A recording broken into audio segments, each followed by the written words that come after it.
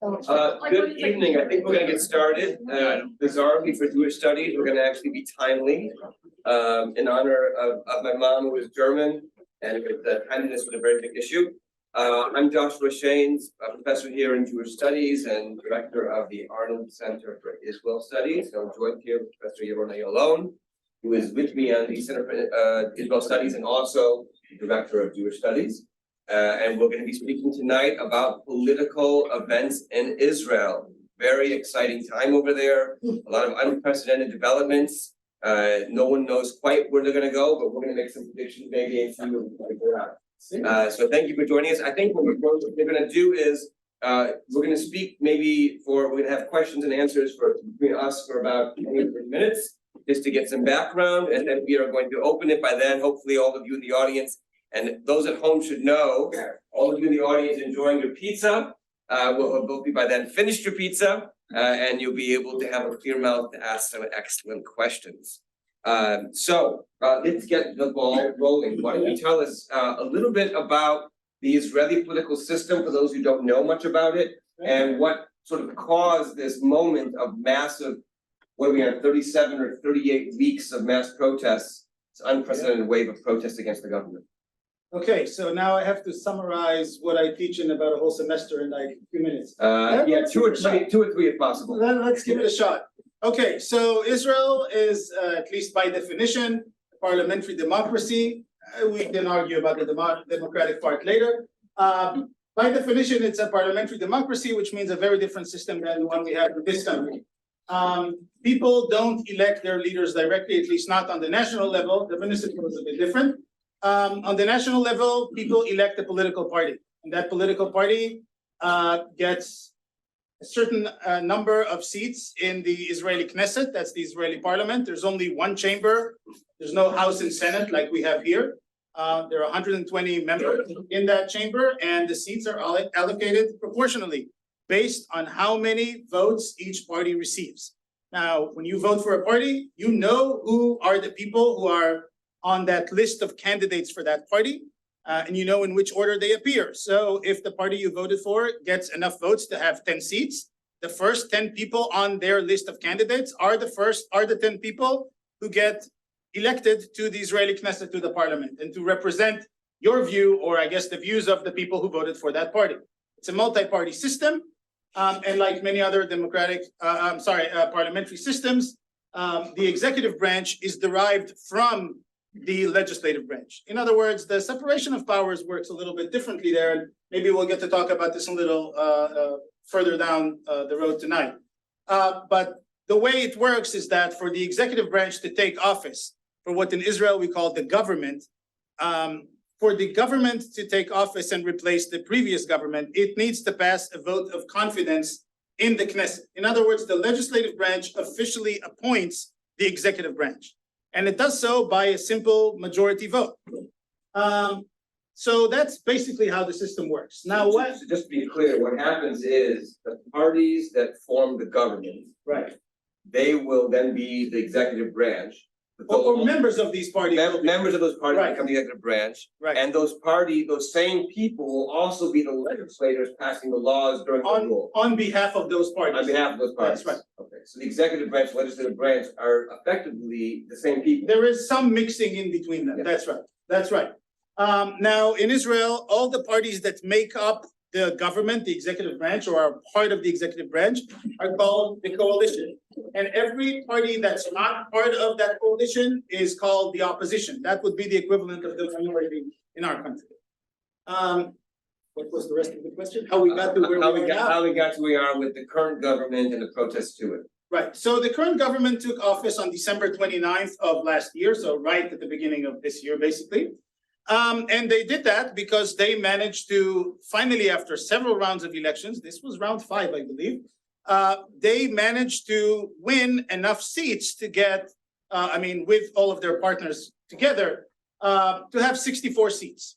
And 64 out of 120 is a very small majority, but it is a majority. And unlike previous coalitions that Benjamin Netanyahu, the prime minister, built, this one is probably the most cohesive, ideologically speaking.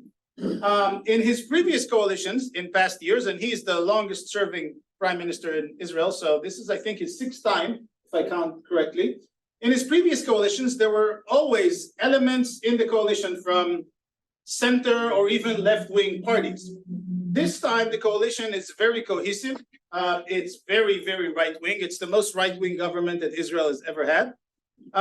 And so the chance of it not functioning or working together is, well, who knows? We'll see what happens. But so far, they seem to be working quite well together.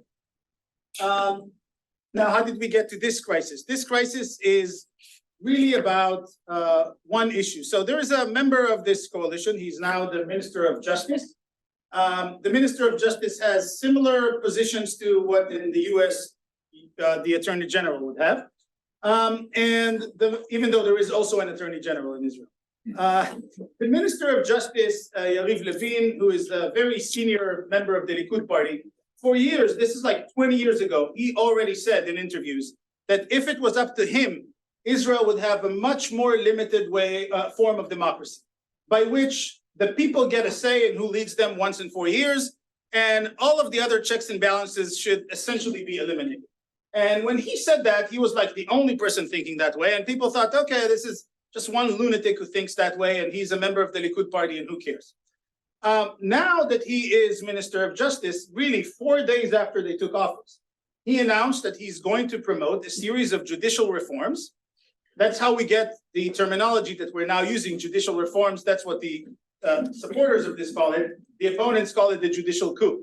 And part of that would be introducing various legislative measures that would weaken the ability of the courts to criticize the government or to rule that certain actions of the government are illegal. And that's really what is at the heart of this. Now, the people who make up Netanyahu's coalition, you might want to ask, why do they want this? Because some of them belong to all sorts of minorities, and technically minorities are always protected by the courts. Like why would they want this? And the fact is that all of them, it just happens to be this right time where all of them want this, but for different reasons. The ultra-Orthodox parties want it because it's supposed to guarantee the status of inequality that they enjoy by the fact that they don't serve in the military and others do. The ultra right-wing / racist, we can debate what they are exactly, Jewish Might Party, they want this because it's going to allow them to do all sorts of really nasty things in the West Bank to Palestinians without anyone telling them that it's not right to do it. In the Likud party, which is the main political party that makes up about 2/3 of the coalition or half the coalition anyways. And that's the party of the prime minister. It's not very clear why they want this, other than the fact that no one there has the guts to go against the leader of the party, the prime minister.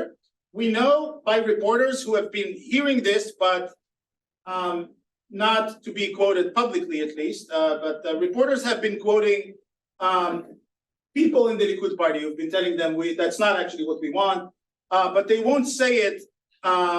They won't allow reporters to use their name and quote them. So far, we'll see what happens. So why do people want this? I think it's just a combination. Some people just want their jobs and they don't want to go against the prime minister because they'll lose their job. Some people want this for all sorts of other interests, and it just happens to be this combination of things that leads to this majority that so far has supported the measures. Majority in the parliament. In the parliament, that so far has supported those measures. We'll see what happens. And what's with the polling in the country in terms of support? In the country, there's a clear, and it has been the case from the very beginning, there's a clear majority of people who oppose these measures. Which is to say that many of the voters of these parties oppose these measures. So many of the voters, and we see this in two different polls. That's a good point. First, they have been doing really since this whole mess began, these polls asking people if the elections were held again today, who would you vote for? And consistently, since this mess began, Likud has lost about 20% of its support. And effectively, it would not be able to form a government. It would not have a parliamentary majority today based on all of these polls. Of course, we know that polls are not always reflecting of how people actually vote. That's one. But there are also opinion polls about what do people think about all of these judicial reforms / coup. And consistently, between 70 and 80% of Israelis think that it's a bad idea. 70 to 80%. Yes, it will depends on which poll, of course. Yeah, but it's a great majority of Israelis. Majority oppose this movement. Super majority of Israeli citizens think it's a bad idea. Yeah. So almost immediately, protests broke out. Yep. And the protests are based on a pretty wide coalition of forces, including many on the right. Yes. Is that right? Yes, and this is a good moment to say this. There have been very clear boundaries between left and right in Israeli politics for a very, very long time. And one of the things that Netanyahu has done, just like several other populist leaders in the world, is the ability to blur those boundaries and replace the definition of left and right, replace ideology with loyalty to the leader. And if you say, wait a minute, that sounds kind of like the Donald Trump years here in the US. Yeah, that's because that's how populist leaders like that do it. In the Trump years, if you remember, Republicans who did not like Trump were called rhinos or were called all sorts of names, right? To just be excluded from the camp. They probably never changed their positions. The best example is the Lincoln Project people who were all Republicans, right? Who probably provided the best help for Joe Biden's campaign here. So that's the American example. But blurring the lines, the traditional lines between left and right, is something that has now really has actively been happening in Israel. It happened in Hungary before. If you're not with Viktor Orban, you're on the left. If you're not with, I forget the name of the guy who runs Poland, you're on the left. If you're not with Erdogan in Turkey, you're on the left, even though half the opposition to Erdogan is right-wing. It does not matter. And the same thing in Israel. The government that Netanyahu replaced last December was made up of, 60, 70% people who were really on the right. It doesn't matter. They are still calling them now the leftists, or when the left was in power right before us. There were some leftist elements like Naftali Bennett was the prime minister. Right. So Naftali Bennett was the prime minister who replaced Netanyahu. He's way more right-wing than Netanyahu, but it doesn't matter because now he's part of the left, right? Because he does not like Netanyahu. This is a very, really very classical populist rhetoric. We see it in so many other examples. But in Israel, the best example that you can think of now is this. Think about traditional right-wing social policies versus left, okay?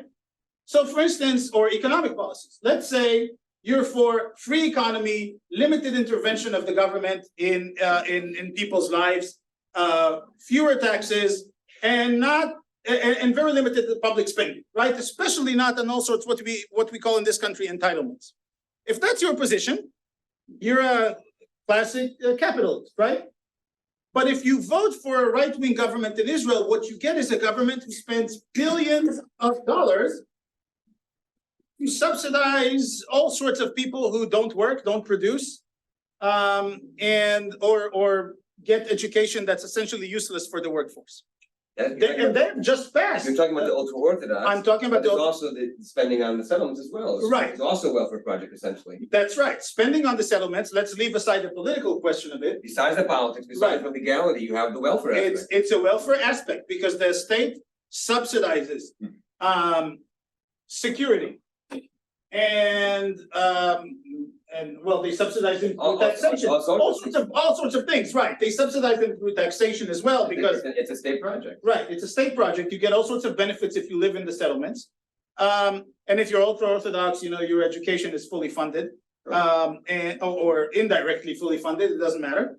And those are things that if you're a true capitalist, you should oppose because this is money that goes to fund people who are not productive. And it goes to fund all sorts of projects that the state really, if you're a true capitalist, should stay out of. These should be private initiatives. If you want them, by all means, raise the money and spend them. That's the true free economy model. But that's not what the Netanyahu government is doing now. Effectively, economically speaking, they're more left than traditional socialists. That's what they're doing. They're just giving the money to only certain interest groups. So the line between traditional right and traditional left has really blurred. And Yair Lapid, who was the previous prime minister, who really has no meaningful politics that we can point to. but at least economically, he's a capitalist. He is more right-wing than the current government when it comes to the economy. So that's how everything got mixed up. Just because of time, let's go back for a moment, because what's really brought Israel to the news is the protests. Right. So let's talk about how the protests have been sustained so historically for so many months and months and months at such massive numbers of people. Yeah. A huge percent of the population have gone to some protests, some have gone to every protest. Yeah. What is driving this? What is sustaining it? And what will be the impact of this down the road, if you can predict? Whatever you can. Well, I've been to a few of these. What's driving it and who's behind it? So who's behind it is a coalition of people, none of whom are politicians, even though the protests are actively supported by two former prime ministers, Ehud Barak and Ehud Olmert. They actively, the way they support it is, of course, they have connections with all sorts of wealthy people throughout the world, and their support is apparently quite significant in raising money for those protests. But they also they speak at some of the protests. But mostly this is a non-political organization. The people leading it, the most famous woman who leads it is a scientist from the Weizmann Institute. The number 2 person or 3 person, however, one of the other leaders is Moshe Radman, who is a high-tech guy. These are people who apparently had enough money to sort of let their jobs go for a while and just lead those protests. They're not politicians, but they have worked with some former politicians to organize this. And I think the idea is that they have managed to hammer down the message. Look what happened in Poland and Hungary when these guys didn't wake up on time. Now they lost their democracy. It's going to take ages until they can bring back. I mean, they have a hollow form of democracy, I guess. We don't want this to ever happen in Israel. So we have to wake up and we have to make sure that the government knows that they can't just do whatever they want. And they have had some successes. Some of the legislation that was planned got delayed. So far, indefinitely, we don't know. Some of it got passed, but with some changes. Netanyahu got really angry at his defense minister, who was the only one to criticize him on the record, on video, in his own voice. He fired him. But in Israel, when a prime minister fires someone, he also has to actually do it in writing. And so he told him, you're fired, but he never gave him the actual letter that told him you're fired. And a few days later, he's like, you know what? I'm not going to write this letter. For now, he can stay. And the reason he stayed is because massive demonstrations erupted again. But that taught some opponents a lesson that, from the inside, from within the government, it's really hard to speak against Netanyahu. He's that powerful. On the streets, it's a different matter. And it's really quite amazing that it's been sustained for such a long time. Well, let's talk about it, because not everybody here maybe knows the whole background. So Israel is a country, they have no constitution, no Bill of Rights per se. That's right. Most democracies have a constitution of some kind. That can then be the basis of judging, is a law unconstitutional, literally, right? Yeah. Is a law violated? Because democracy is more, as most people understand, democracy does not just mean the majority rules. You also have protection for individual rights, minority rights. Yeah. You can't just have a majority that says, for example, it would not be democratic for America to say Black people cannot vote anymore, right? I don't mean with shenanigans about stopping them disproportionately. I mean literally only white people can vote. That would not be considered democratic, even if majority of citizens of America voted for it. Right. So we have a constitution, we have amendments to the Bill of Rights and so on. Yeah. And other laws as well. So the question is, so in Israel, there's no constitution. Yeah. Famously for reasons we can't get into right now. Right. So, and the legislature and the executive branch are intertwined in this way that you described. Yeah. So you have the Supreme Court, which for the last 30 or 40 years has occasionally, and my understanding is not especially often, 21 or 22 times only in the last 40 years. has occasionally said that law is not reasonable, right? That law. Or they actually called it unconstitutional. We can explain what that means in these Maybe during Q&A if you have time. Yeah. But they stopped the law saying you cannot do this. Right.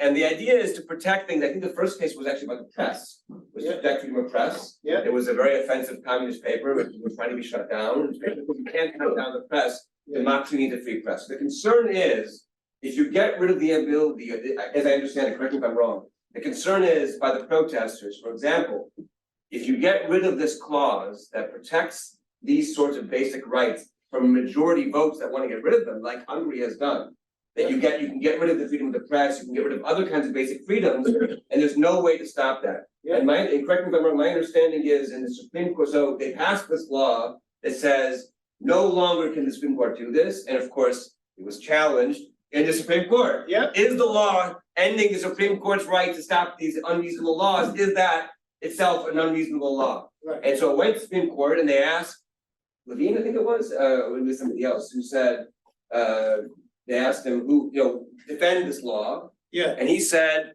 democracy means majority rules. You mean if the majority says, stop Arabs from voting, that would be okay? He said, yeah, you have an election. And that's the lawyer who The lawyer represented representative them. said, yeah, if the majority wants to pass a law, says that only Jews can vote, that's the majority rule until the next election.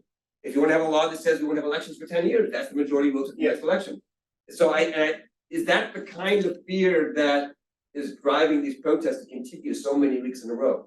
That kind of rhetoric that literally the majority can pass any law, including suppressing basic rights. So if there are a few things to unpack here. First, there is the secret, no longer so secret force behind this that has been planning this for years and waiting for the right moment, and that's the Kohelet, right? The Kohelet Institute or whatever, however they're called in English. Forum, I think. Forum, right.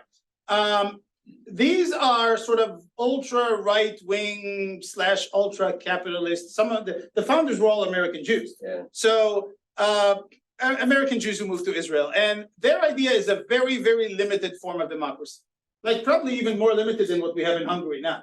And so, yes, they're the ones who've been pushing for this and have been giving such answers as the ones you quoted.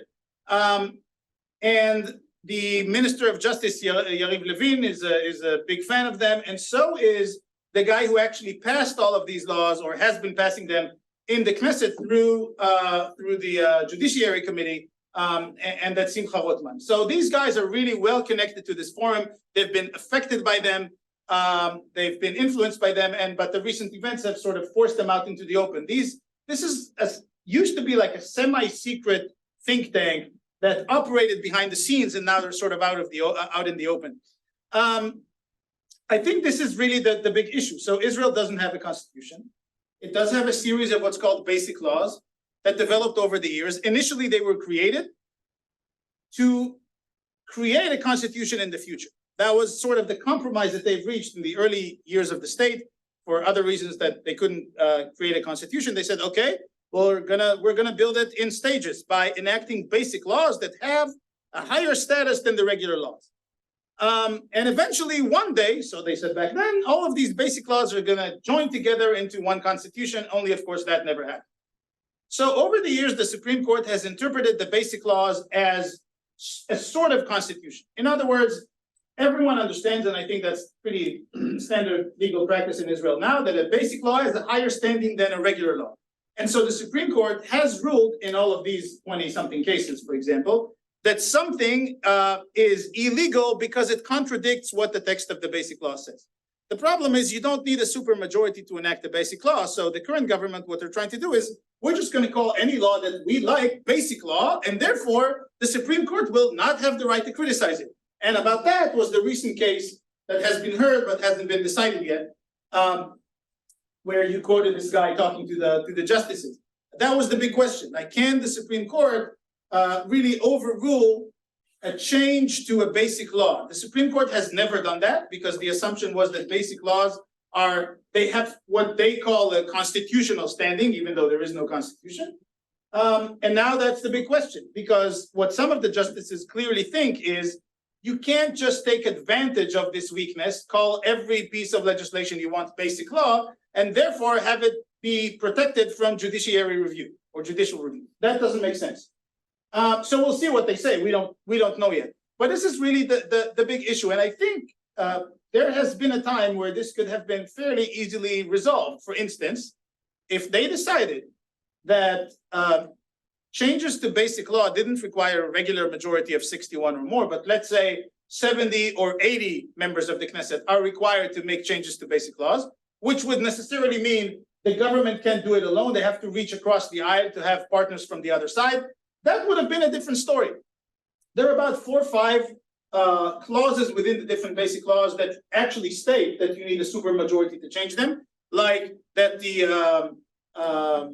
the seat of the Knesset is in Jerusalem. You need 90 members of the Knesset to change that. Things like that. But most of these articles are not protected by a supermajority requirement. And so any government that has a majority, you have to understand, when you require 61 people to change it, all you're saying is it's not enough that 5 people show up and no one shows up from the other side and you can change a law like with a regular majority. You have to actually bring all the members of the coalition into the chamber. Wow, big deal. So they do it and they show up, they still have the majority. The fact that any member of the government, any government can change any basic law really renders those laws not very protective of rights to begin with. And that's really the heart of the issue right now. I want to raise, I'm cognizant of the time, it's already almost 6:30 and I want to open I the like to floor. talk, what can I do? It's fine, that's why people are here to listen. And we're going to open the questions. I see that pizza is being finished, so mouths are being emptied, so soon they'll have questions for us. So I want to raise one issue that we haven't talked about. Dahlia Scheinen, who we've had here in Charleston a couple of times, just a really smart political scientist and commentator on Israeli politics, and she has a new book out in which she talks about fundamental aspects of Israeli government that have set this up for years. Lack of constitution is one of them, but only one of them.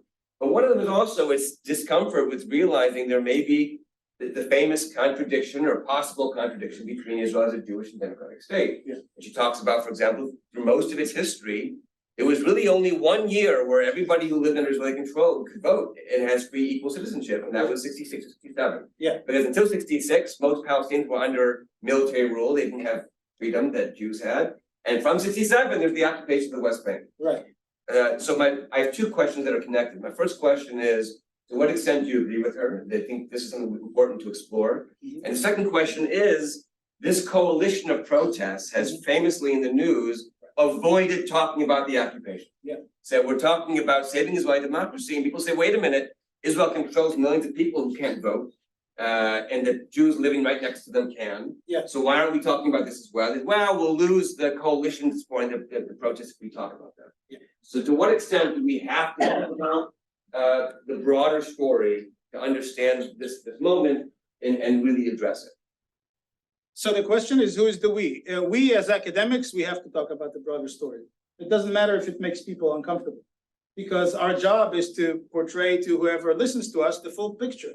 And the full picture is that there is the issue of, you can call it the occupation or Israel's rule in the West Bank, or name it however you want to name it, the issue is still there. And it's a big issue, and you're right. So this is the one thing that has sort of been lacking. In the first 2 or 3 protests, there were a lot of people who were protesting for Palestinian rights with Palestinian flags, and they have sort of been marginalized since then, and you don't really see those. I mean, at least the ones I went to when I was in Israel this summer, we didn't see any Palestinian flags, like at all, like anywhere to be seen. And it's been like that for a long time. So, okay. The second part of your question was, did these people, is it true and do they have a choice? I think there's a problem here. And the problem is that it's not clear how big the camp is that would come out to protest if protesting against the occupation is part of the deal. And the calculation that they have made, I think, to some degree makes sense.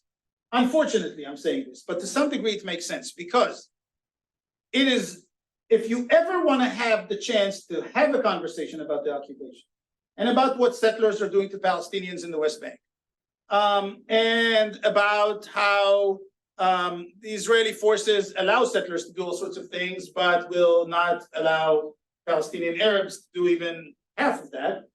If you ever want to have any of those conversations, let alone talking about what people like to call a 2-state solution, I don't think that's ever happening, but whatever. If you ever want to have any of these conversations, you first have to make sure that you can have those conversations. And in the future that the current Netanyahu government is promising Israel, no one will have the option to have those conversations. And so to guarantee that we can even have this debate, this is the logic really of how they explain this.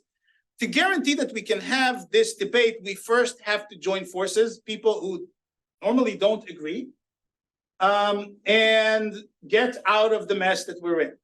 And remember, this is the same, in some ways, it's the same coalition that ousted Netanyahu from power in 2021. It was a left-right coalition that Lapid managed to bring together. These people had very few things in common. Yes, they agreed on Bennett. Huh? Lapid and Bennett. The Lapid and Bennett coalition, right? They had some things in common. They believed in investing in infrastructure and education and transportation, and they all did really a very good job in those areas. They really disagreed on even the basic security policy of the state. And that's one of the things that eventually led to the collapse of that coalition. But in the end, right now, there is broad agreement that this coalition, the current Netanyahu coalition, has to go, a broad agreement among those groups, has to go if we ever want to even be able to have the next debate about Palestinians. Now, of course, this is tricky because what it does is it leaves outside of the protests most Arab Israeli citizens. Some of them have come and even have spoken in those protests, but many of them have been left out. And they are 22% of the citizenship in Israel. So that raises a big question that I don't think anyone has a good solution. And half the people ruled by the Israeli army. Yeah. I mean, I'm talking even just about the citizens. Yeah. Those people ruled by the Israeli army don't, I mean, in the West Bank, they don't even have a say. I include citizens as being ruled by, I mean, have under the rule of Israel. By Yes. the way, the thing that, and I want to ask, I'm going to open up now to questions in 30 seconds, but you know this, of course, but for the audience, the thing that brought down the last government, it wasn't just Right. security. No, It was ironically, specifically a law which Israel has passed every few years since 1967 that Every 5 said, years, yeah. every 5 years, right? Yeah. That Jews in the West Bank get full citizenship and equality and Arabs do not. Right. Not just Jews in the West Bank, by the way, not just Israeli citizens, Jews, ethnic Jews in America, it also includes them, have equal full rights in the West Bank and Arabs do not. Right. It was brought down because the right-wing parties led by Netanyahu, of course, want this law more than anybody. But they voted against They it. voted against it because they knew that the other parties also wanted this law. Everyone wants this law of inequality. Except the leftists. Of course, the Arabs, of course. But otherwise, they all wanted it. And without the right-wing parties, they couldn't pass the law, and that brought the government down. The new government came in, and the first thing they did, of course, was is to pass pass the law Yeah. that they had voted against. Yeah. But it shows the consensus for inequality is quite It also shows Netanyahu's cynicism. no, it's He would do anything to it come shows, back to power. absolutely shows both things, but it's a fascinating story. Yeah. Sad, tragic maybe, but fascinating. I think I see pizza has been finished, so I think it's time to ask questions. I see members of the community who I promise to call on, I promise we have time, but I want to give presents to the students who came out on a school night. And they can get pizza anywhere, but they came for our pizza, damn it. So we're gonna ask students first, and we'll start with you, sir, please. Yeah. Hi, my name is Ethan. Thank you for coming and speaking. I have a two-part question. The first part is to help clarify some information that was relayed. Do Arab Israelis, are they able to vote in Yes. Israel? If they're Israeli citizens, then yes. So then my second part of the question is, you mentioned democracy, you mentioned constitution, and in most countries that have a constitution, it comes at a price. And oftentimes, and this is with America, other countries as well, it comes with blood and it comes with fighting. Do you think that in Israel, it will eventually lead to that horrific situation in order to get freedom? I mean, look, I'm a historian, so I'm much better at predicting the past than the future. But I think predicting the past can be very rough business, to be honest. it's rough business, right? But I think that the chance of it's much more likely that there will just never be a constitution than people starting to kill each other to create one. There's That's a how I famous see it. line from a Yugoslavian communist who said that the hardest part of being a communist is trying to predict the past. Yeah. I do want to clarify one thing, if I may, and I'm sure you'll agree, Yes, obviously. Arab citizens, Palestinians who live in the internationally recognized and Israel's own self-defined borders are citizens. That's about 22% of the population. Palestinians who live in the West Bank are not citizens and cannot vote and do not have any of the rights of citizenship. So for example, if a Palestinian in the West Bank is arrested for any crime, they're tried in a military court where the conviction rate's nearly 100%. If a Jew is arrested for a crime in the West Bank, they're tried in a civilian court. Also, no, an Arab who is a citizen of the state Here's what it says. is tried in a civilian court. Yeah, but it's in the state, by Right. saying the Palestinians in the West That's Bank right, no? versus the Jews in the West Bank. So just I want to clarify, when he answered the question about theirs, if they're citizens, he means if they live in the pre-67 borders Yeah. of Israel. Even East Jerusalem Palestinians are not, most of them are not citizens. But West Bank are definitely not citizens. So it's just a distinction I want to be clear to clarify about. So anyone who was living in Israel as of 1949, they are citizens and they can vote. Just to clarify that point. And then you obviously agree with that point. Yeah, please. So we've seen a trend of increasing populist leaders throughout the world. And that's through varying different government systems and all that. So I'm curious to what extent you think the government system in Israel has affected the prime minister's ability to hold on to his cult of personality, even though the public overwhelmingly seems to disagree. So just to repeat the question because the microphone's above our heads. The question is, to what extent it's already happened that the prime minister has achieved this level of power to perpetuate himself, even already now? Is that the question? To what sorry. Yeah. To what extent has the government system of Israel contributed to his ability to hold on to power, even though the public seems to be against him? Well, I mean, he was fairly elected in the last elections. Now, Israel is still not in the position of Hungary or Turkey or Poland, where the government also controls all of the media outlets or all the major ones. This will come eventually. They have certainly taken the first steps in that direction. Hopefully they won't succeed, but that's what they've been trying to do. So it's not there yet. I guess we could call the authoritarianism a spectrum. And throughout history, like it's a pretty wide spectrum. So at the far end, we have like really horrendous regimes, right? Like the Nazis or the fascists or so on. And then at the other end of it, there are those who are they're making their first steps into the realm of authoritarianism, which you have to be a populist. It's part of how you get there because you need the support of the people. So every time I say this, and when I say this when I teach, there are always some students who get a bit upset that I'm comparing Netanyahu to the Nazis, but I'm not. I'm just saying, you know, there is a very broad spectrum, and there's a way, way far end, like would be over there where the Nazis are. And if the Nazis are where that wall is, Netanyahu would be like, let's say here around where my feet are, okay? So there's a pretty big difference. And the bunch of other leaders that we know of that are operating today would be, you know, on this side of Netanyahu. But there's a very clear playbook for how this is done. You take over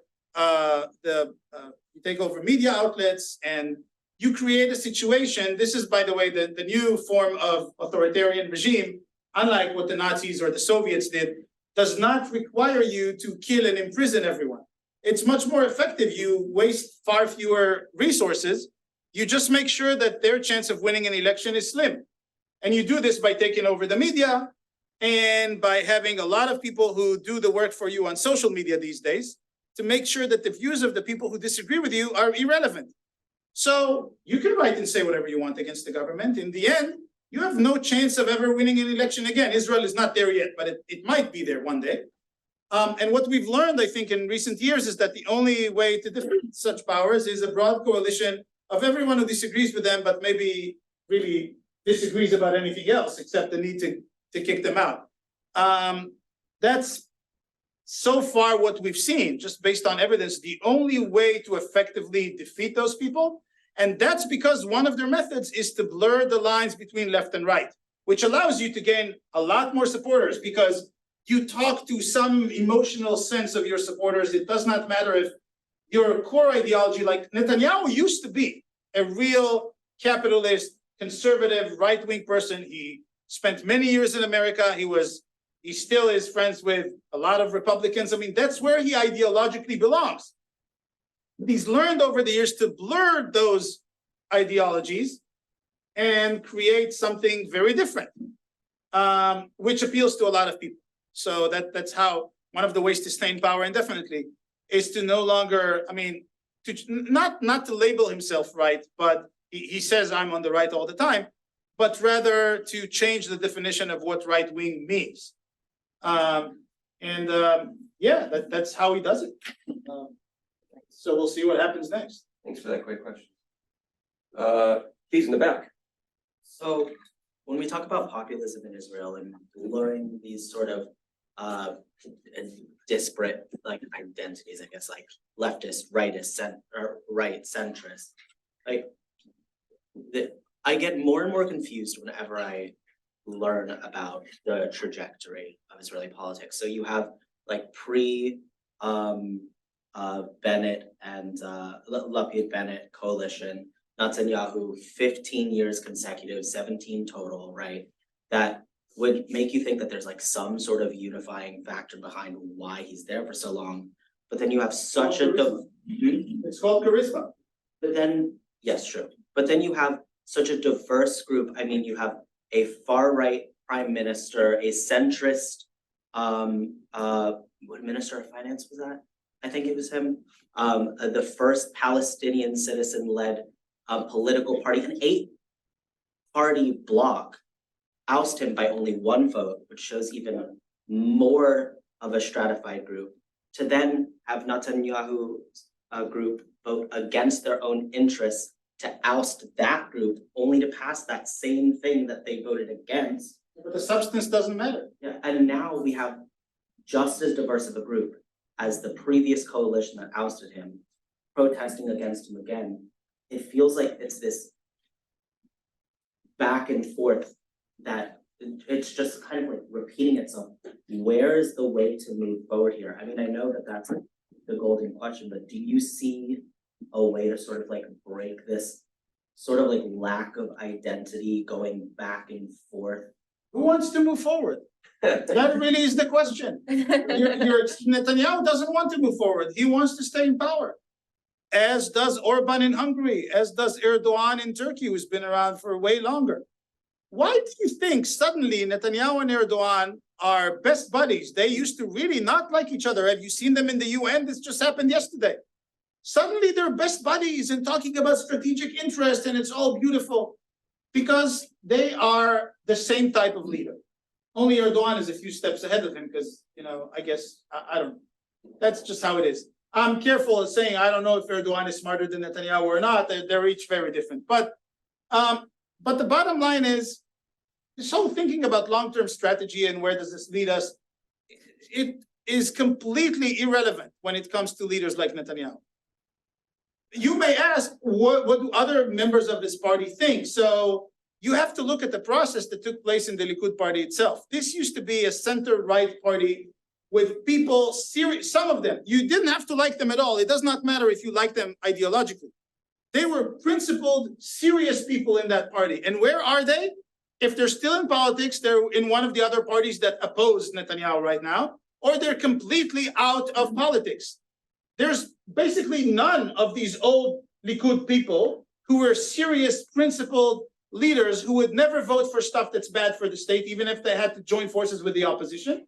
They had lots of people like that. It's probably hard for us in America to imagine a world in which principled conservatives are forced out of their own party because they're against a cultural leader. Yeah. It's probably difficult for us here in the United States. Probably quite to different. understand.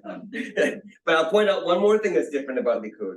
That you guys are all too young, obviously, except for my peers and older. Remember Yitzhak Shamir? Right. Shamir was the prime minister of Likud, of Israel, and the head of Likud in the 80s. He was a member of the Irgun. He was a Jewish terrorist, basically, against the British and against Arabs to get Lehi in the end. of It's Lehi. even worse. Right. I mean, really, a proud. He couldn't have. I was a terrorist. He said these words. He killed a bunch of people. He killed many people to get Israeli independence. Yeah. And he caused all sorts of problems with the relationship with the United States, with George Bush Sr. and so on. When Meir Kahane, who's the creator of Kahanism, right? This sort of Jewish supremacist racist this movement, was elected to a party, and he was the only representative of the party. Back then, you could get in with one seat. Can't do that anymore. They used to walk out on him. Yeah. They turned their back on him. Every time he speak. wanted to speak, they walked out. They wouldn't listen to him, and then they banned him. They threw him out of parliament for his racism. And now Benjamin Netanyahu, the head of Likud, not only makes a coalition with the same people, With his direct disciples. with his direct disciples, Right. who declare allegiance to him. Yeah. He created the elite, the party which to bring them into the thing just to stay in power. That's right. It's hard to imagine a bigger difference between Netanyahu and Shamir than that. Yeah. There's a question in the back.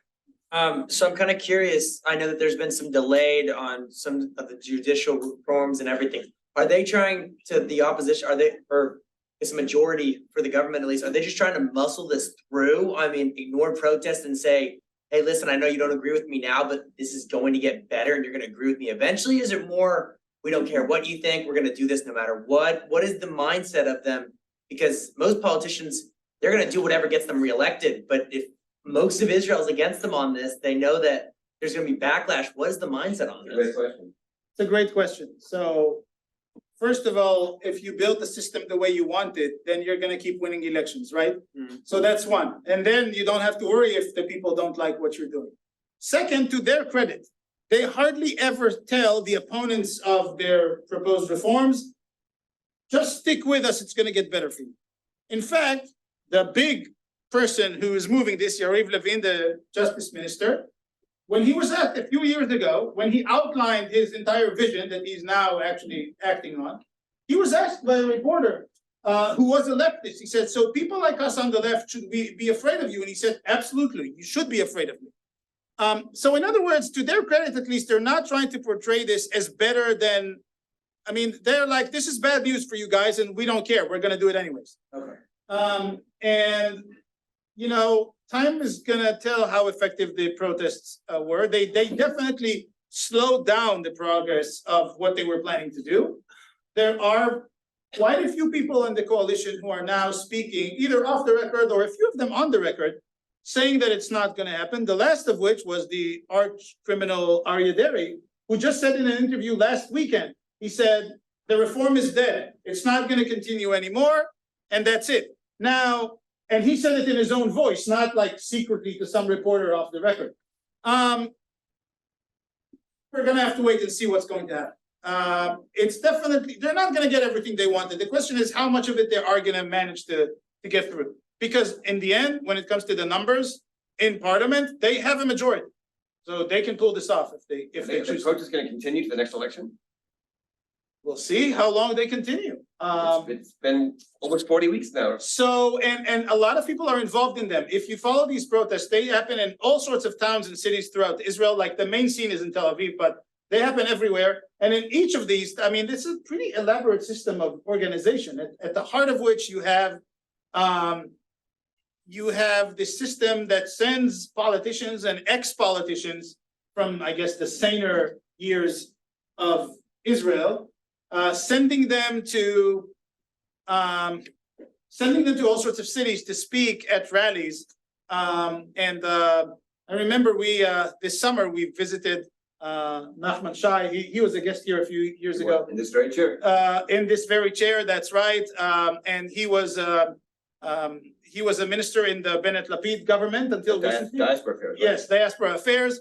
And then I stayed in touch with him. We went to visit him in his house and I asked him, and now he's a retired politician. He has plenty of time. So we sat in his home and I asked him those questions and he's like, you know, I told the organizers of the protests, like, I'm at your service. And so basically every weekend they send him somewhere else to speak. And that's what he does. And a lot of those retired politicians are doing that now. But what's going to be the long-term effect of this? We're just going to have to wait and see. It'll be hard to tell. Yeah. So I remember you saying that Palestinians in the West Bank currently have no citizenship and really no political say. And knowing the history of the conflict there, do you ever think they will have a political voice in the government at all? Or do you think they're going to continue to live like under the military type of environment, I guess? So there are three options. I mean, there are three possible scenarios. One is that somehow Israel becomes this what people would call a one-state solution, meaning a state for everyone who lives. A one-state democracy, you mean? Well, yes, in the end, it should be a democracy, right? Well, right now it's not. It's not a democracy for everyone. So a one-state solution that's a democracy, but that would mean that it wouldn't necessarily be just a Jewish state. Who knows? It might be a state with certain protections for certain ethnicities. I assume that if anyone ever came close to designing this, that would be part of the deal. But there's a lot of talk about this in theory. And in the United States, we talk about this, like in academic circles, this is a very common view these days. And it's a common view because it is based on evidence that the two-state solution, which was the number 2 option I was about to mention, is just no longer really viable. And it probably really isn't. The problem is that right now, that one-state solution, one state that's fully democratic for everyone, is probably also not very viable at the moment with the current political climate in Israel. So then what is the third option? The third option is that things continue the way they are until something explodes somehow. And I'm talking about a metaphorical explosion, but what is it that happens? Sorry about that. What is it that happens? We'll have to wait and see. Yeah, please. Will Israel have like or like an embassy in Riyadh within the next 10 years?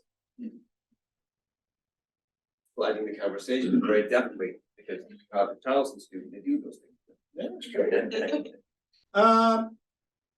It's not impossible, because we have to understand all of these international relations things are all based on interests. Erdogan could have hated Netanyahu 10 years ago, and now he loves him. He doesn't matter to him either way. The interest 10 years ago was to be for the Palestinians and oppose Israel, and now it's a different interest. When the Saudis have enough of an interest to formalize relations with Israel, I say formalize because, I mean, Netanyahu has met the crown prince already. It's as formal of informal relations as you can possibly have.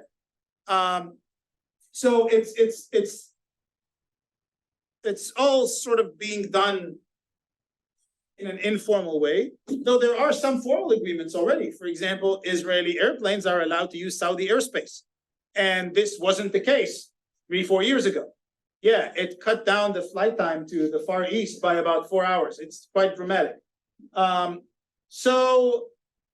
But the Saudis are not going to go like, okay, they're like, okay, Israeli aircrafts are going to pass in our airspace. We can handle that. But we're not actually going to have Israeli tourists in Saudi Arabia until something better happens with the Palestinians. They haven't really defined yet what it is. Or maybe they have defined it to the Americans, but we don't know what it is. The Saudis were behind the 2002 initiative, remember? Right.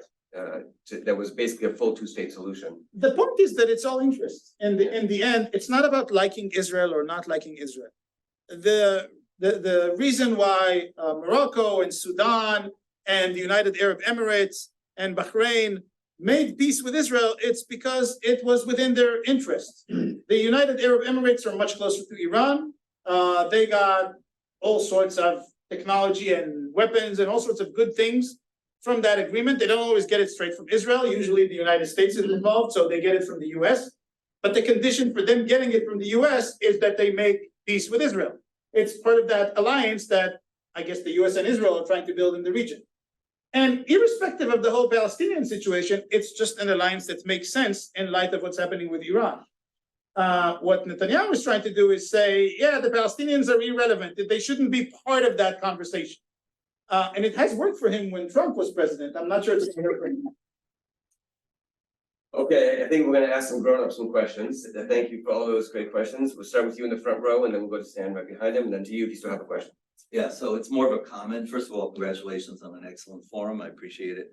I just wanted to tell the students, for the benefit of the students, I live in Tel Aviv right now. I worked there, been there for a while, and That was good for your accent. yeah, right. And I've attended virtually every protest as long as I've been there. And from the standpoint of just a civic participation, it's a phenomenal experience, because you've never seen 300,000 people get together and everybody's basically singing the same song, although between them there'll be a lot of arguments as well. But with the question of judicial coup versus pro-democracy, it's everybody's singing in unison, and it's completely peaceful.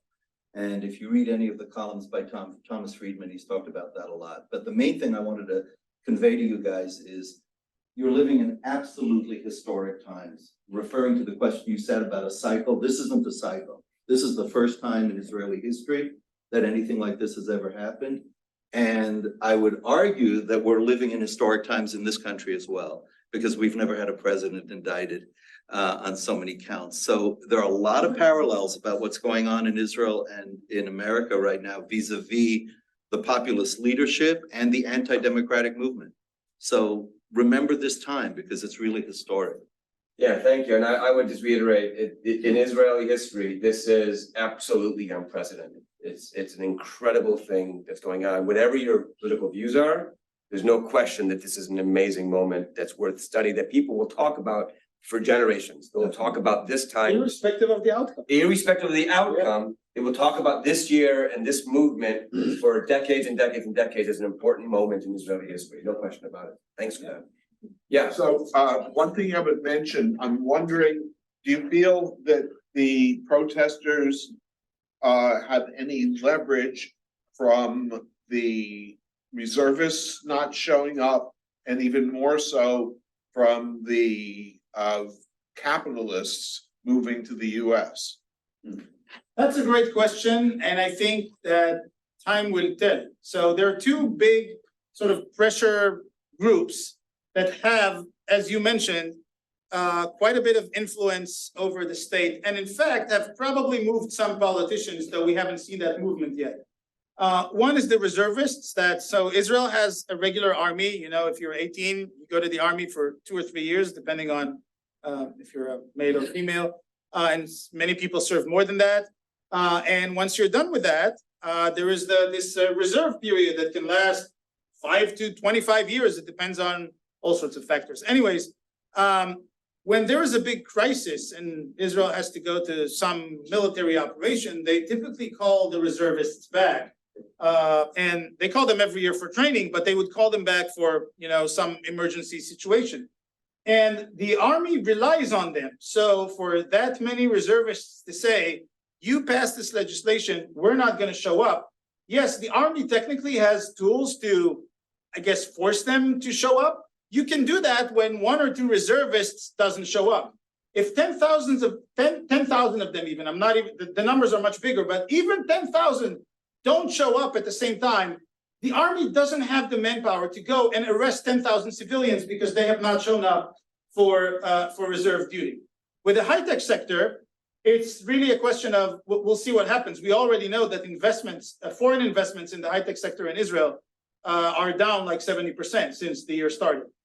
Now, this is going to have a more of a long-term effect, because short-term, you know, those investments are long-term. So the fact that investments now are down, we are not seeing their effects yet. But we are going to start seeing their effect at some point. And this is the big sector that, you know, Israeli politicians are always proud of. This is what, you know, Israeli technology that has been outsourced to so many places throughout the world. It's really the one place that I think even Netanyahu doesn't want it to be heard, as attested by his attempt to show how Israeli technology is great by meeting Elon Musk, right? Which is, honestly, you have to ask yourself, like, as a taxpayer, it's nice to meet Elon Musk. Why do taxpayers? Let's say that you say that it's nice, but why do taxpayers have to pay the cost of flying Netanyahu all the way to San Francisco for one meeting? And remember, when you fly him, it's like 50 people on the plane. It's not like he goes alone. It is really expensive to do that. Coach? Well, he flies on his own plane. I don't know what's in there. I'm sure he has some bed arrangement. A little more comfortable than the usual business class. So that's really the issue. So we're gonna have to wait and see. Clearly, Netanyahu wanted that meeting because Elon Musk is someone who would agree to meet with Netanyahu. There aren't very many people like that in the world today. And I guess to show, oh yeah, our high-tech sector is doing great because I can pretend to know what I'm talking about when I talk about AI, which is what he did at that meeting. So, I mean, time will tell how effective these things will be. I think we're seeing the first signs because they have been moving some politicians who are maybe not yet talking on the record, but at some point they will. I want to go to our last question because he was our first hand, but first I want to use this moment to say that we're having our spring break trip to Israel is happening again this year. It's a trip that is very connected with the high-tech sector, among other parts of the trip. It's to This is co-top. your last chance to see it before it's dismantled. Exactly right. There are still, to my last count, 1 or 2 spots left. So for the undergraduates in the room and those at home, you can go to Center for International Education, CIE, now, soon, and see if there's still a spot left, because we'd love to have you. That's my segue to promote the trip, because last I checked, there was still a couple spots left. And our final question of the evening goes to our gentleman who had this first hand up in the first place. So the question is, there's a case before the Supreme Court on whether they're gonna overrule what the Knesset said. My question is, if they overrule it, how do they enforce it? What do you think the response is gonna be? You know, Like President Jackson, you made your ruling, now go enforce it, right? Yeah. It's hard to say. The question of will government officials not abide by the rule of the Supreme Court has never come up, or any court really, not just the Supreme Court, has never come up before. So in the last couple of weeks, reporters have been I can almost say ambushing all sorts of Israeli politicians, finding them walking in between meetings and just asking them that simple question: if the Supreme Court overrules this, like, are you gonna accept that? And a lot of them actually have said, yes, of course, like we're like this, it's the Supreme Court, even when we disagree with them, what they do, we have, what they say we have to do. However, Netanyahu has yet to say, I will accept the ruling of the Supreme Court, and that's the most troubling sign, because he's the prime minister.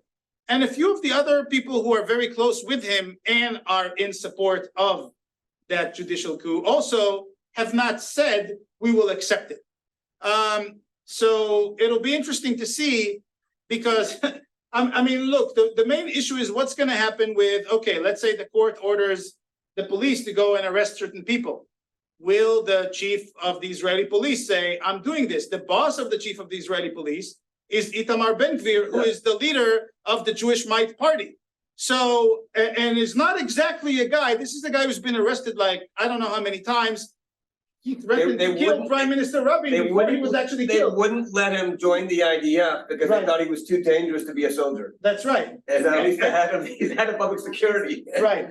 So that's the big question that we don't know yet. How will certain state agencies who are not politicians respond to a court order that tells them you have to enforce such and such things? Are they going to say, and the big question is this: the court says you have to do it, but you're the commander of you're the chief police guy. The court says you have to do it, but the minister who is your superior tells you not to do it. What do you do? And that's the big question. We don't know yet what's going to What an happen. exciting moment to end our hour, my goodness. Yes. It's a great question, thank you. Before we end, I do want to point out we have 2 more events. The Center for Israel Studies has, at least to my memory right now, 2 more big events coming up that I want to encourage everyone to attend. The first one is Sunday evening in this room, or is it no, it's too big for this room, I think. We're not, Let's see. it's on the website, but Said Kashua, who is one of the most famous Israeli writers alive today. He's a Palestinian Israeli, a citizen of Israel, Palestinian citizen who left Israel. Almost 10 years ago. Almost 10 years. He took a job in American University. First, it was University of Illinois. Now I think he's at Washington University in St. Louis. He's doing a PhD there. And he's an author of award-winning TV shows, huge success. He's like one of the Aaron Sorkins, if you know who that is, of Israel. He is coming here to the College of Charleston. In person, live. It's a huge coup, as it were, for us to get him. See what I did there? On Sunday evening, October 22nd, Sunday evening, October 22nd. You do not want to miss this event. And second of all, on November 15th, we'll be screening a movie called Israelism, which is a movie we'll have with us, either the star of the movie or the producer of the movie. They're debating which is going to come because they both want to come to Charleston. Who wouldn't? Coming in November 15th. It's a movie about the role of Zionism and support for Israel in the American Jewish community. It's had some controversy. It's won some awards at various Jewish film festivals. It'll be here, screened here, November 15th, with either, I'm working on negotiating with them who's going to come because they both want to come. Maybe they'll both come in the end. The producer and the star of the movie. That's November 15th. So Said Kashua on October 22nd, Israelism on November 15th. Thank you so much for the great presentation. Thank you all for coming. Thank you, students.